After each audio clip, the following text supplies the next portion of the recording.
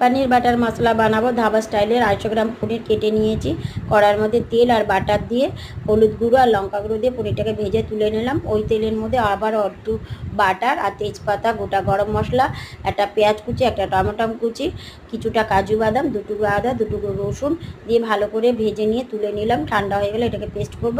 ততক্ষণ আমি মশলাটা তৈরি করে নিয়ে আবার কড়ার মধ্যে তেল আর বাটার দিয়ে দিলাম। ওর মধ্যে আবার একটা পেঁয়াজ কুচি দিয়ে দিয়েছি। এদিকে নুন এদিকে হলুদ গুঁড়ো ধনে গুঁড়ো জিরা গুঁড়ো লঙ্কা গুঁড়ো জল দিয়ে গুলে নিলাম। পেঁয়াজের মধ্যে নুন দিয়ে ভালো করে পেঁয়াজটা ভেজে গুলে রাখা মশলাটা দিয়ে ভালো করে নেড়ে চেড়ে নিলাম। তারপরে বেটে রাখা মশলাটা মানে পেস্ট করে রাখা মশলাটা আবারও দিয়ে নেড়ে চেড়ে নিয়ে ওর মধ্যে দই দিয়ে সব কিছু একসঙ্গে ভালো করে মিশিয়ে নিয়েছি। এরপরে ভেজে রাখা পনিরটা দিয়ে আবারও ভালো করে সব কিছু একসঙ্গে মিশিয়ে পরিমাণ মতো জল দিয়ে ফুটিয়ে নিলাম। এরপরে কাসুরি মেথি আর বাটার দিয়ে নামিয়ে নিয়েছি।